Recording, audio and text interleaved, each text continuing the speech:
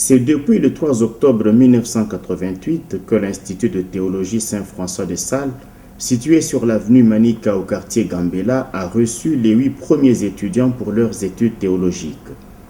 À l'occasion de la célébration du 25e anniversaire de cet institut, ses portes ont été ouvertes ce jeudi 14 février 2013 pour des débats sur des questions en rapport avec l'exhortation apostolique Africae Munus. Il y a eu au total 4 conférences. La première conférence a été tenue par le père Aimable Moussoni, salésien de Don Bosco et professeur à l'Université pontificale salésienne de Rome sur le thème « Lève-toi et marche ». La théologie et la mission de l'Église en Afrique aujourd'hui. Pour le père Aimable, les enseignements théologiques véritables sont ceux qui touchent les réalités profondes de la vie de peuple. Dans la perspective de la mission de l'Église en Afrique, plutôt ce que j'aimerais développer un peu plus dans le temps qui me reste, autour de 5 minutes je crois, c'est plutôt l'Église en Afrique comme sacrement de réconciliation, de justice et de paix. Donc par renoncer la promotion de la réconciliation, de la justice et de la paix dont a besoin l'Église elle-même en son sein. Le père Jean-Baptiste Malenge de la congrégation des Oblats et professeur à l'Institut Eugène de Mazenod à Kinshasa a abordé quant à lui le thème « Afrique, lève-toi et parle ». La question de la vérité a été la plaque tournante de sa conférence. La formation des professionnels doit donc être de mise pour répondre aux questions d'expertise chaque fois qu'elles sont posées. Donc l'Église nous demande de prendre en charge les médias, les radios, les télévisions, les journaux, tout ce que nous pouvons avoir.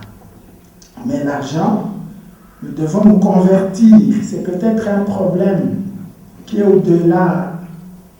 Vous avez dit vraiment, c'est le soubassement de tout, le soubassement économique, tout. Vous avez dit tout va, vous avez parlé des écoles. Je crois que nous avons un mauvais rapport vis-à-vis de l'argent. Nous qui avons fait profession et vu les pauvretés notamment, nous devrions peut-être être des témoins pour dire aux gens, pour montrer aux gens en quoi ça consiste l'argent et c'est quoi l'argent. Le père Ferdinand Mouigirwa de la Société de Jésus, membre de CEPAS, a parlé pour son compte des défis de la réconciliation, la justice et la paix dans le contexte de la République démocratique du Congo. Pour le père, la réconciliation, la justice et la paix sont 3 thèmes qui ont mis l'Église dans ses responsabilités théologiques et sociales.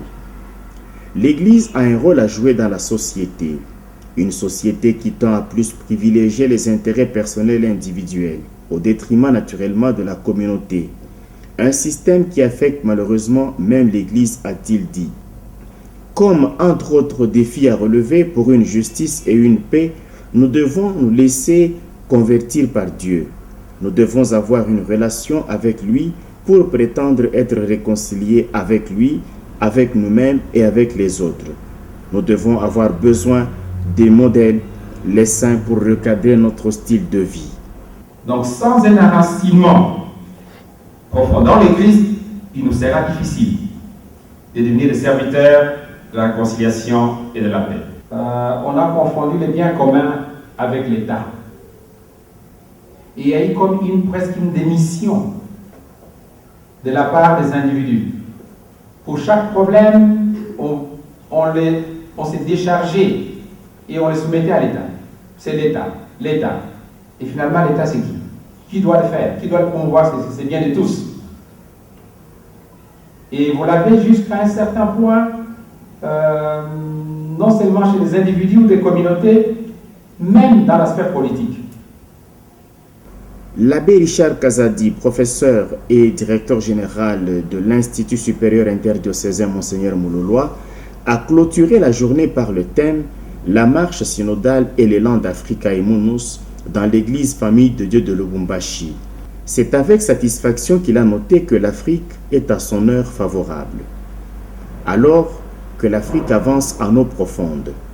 Entre-temps, pour une vie d'excellence, il y a un besoin de saints. L'Église doit donc s'évangéliser elle-même avant d'évangéliser les autres. La formation est donc nécessaire. Ainsi donc, une note de foi et d'espérance est possible. C'est de voir les difficultés surmontées.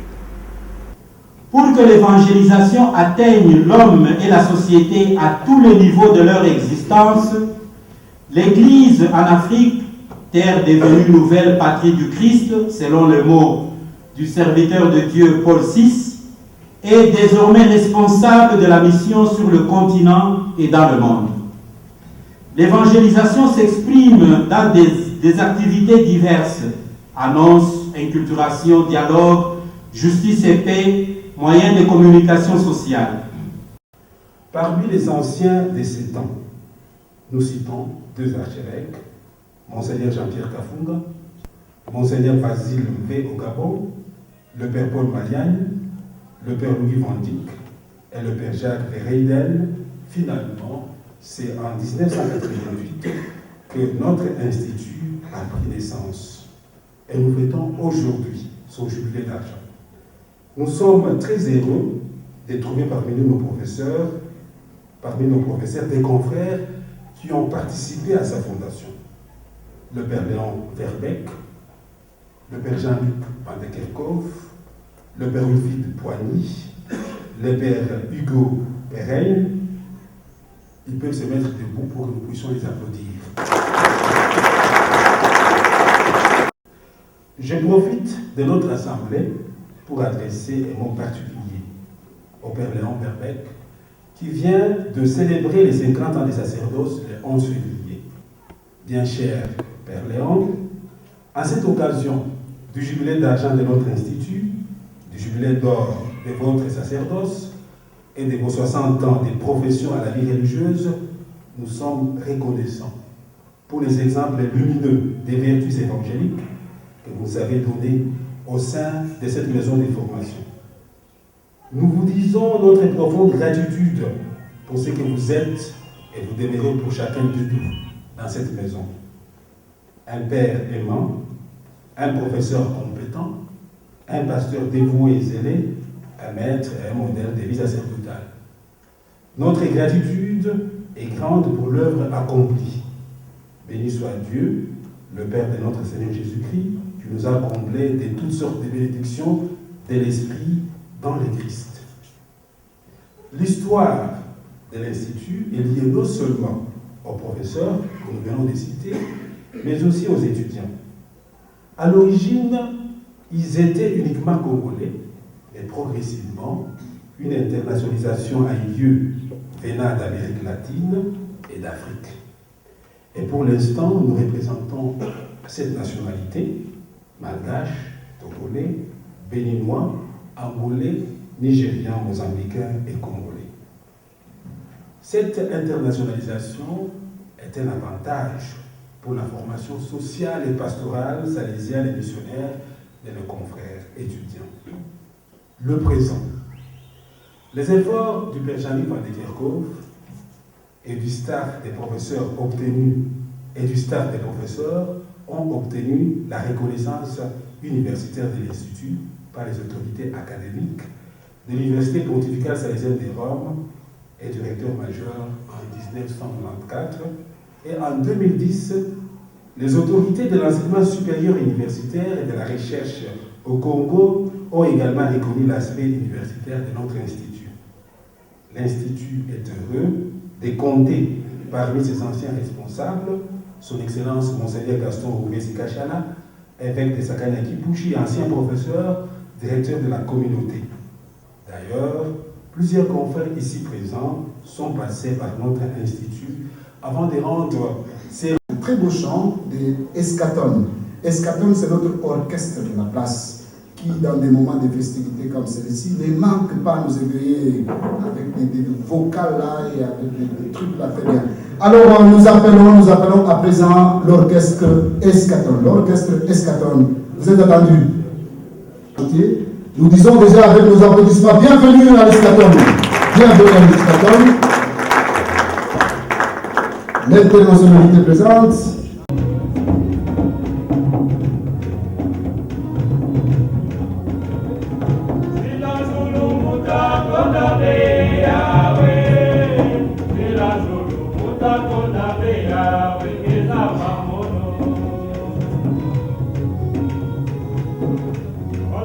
Oke, mono sambuke milakake batwe batotoke kuseka mono sambuke milakake amye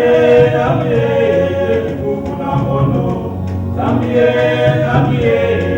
kukuna mono Sila Zulu mutakona be yawe Sila Zulu mutakona be yawe Kezapa mono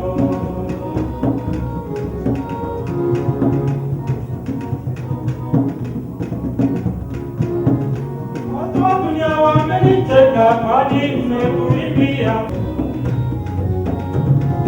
Sila Zulu mutakona be yawe Sila Zulu mutakona be yawe Kezapa mono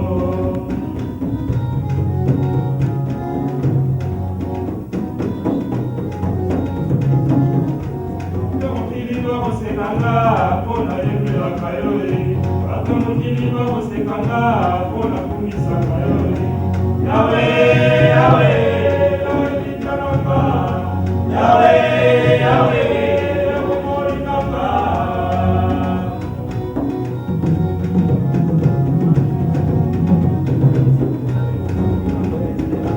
Ilazulu mutakona be Yawe Ilazulu mutakona be Yawe Kezapa mono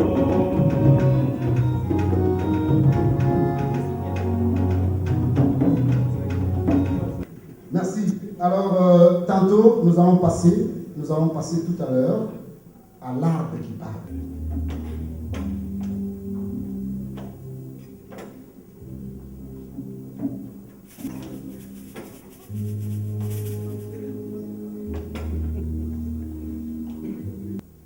Et le peuple de notre village, venez chez nous pour profiter de notre chaleur. Le froid a gagné tout le village. Même la case du roi est envahie par le froid.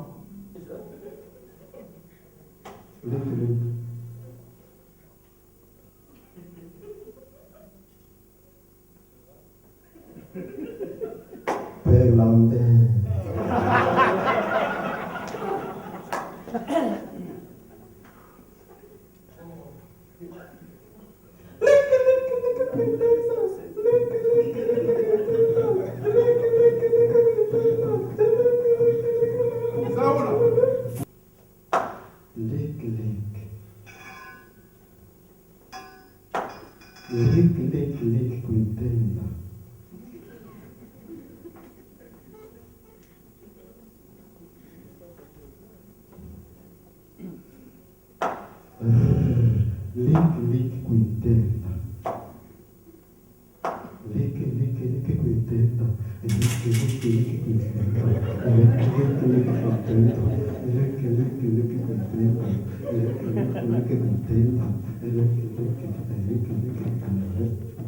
Sommes-nous alors prêts à nous remettre entièrement entre les mains de Dieu pour faire ce qu'il nous demande de faire? Parce que c'est un Dieu exigeant, nous le savons, et puisque nous disons que nous sommes des chrétiens nés de nouveau, est-ce que nous répondons favorablement aux attentes de ce Dieu exigeant, de ce Dieu vivant? Ou bien nous sommes à son service uniquement pour notre compte personnel?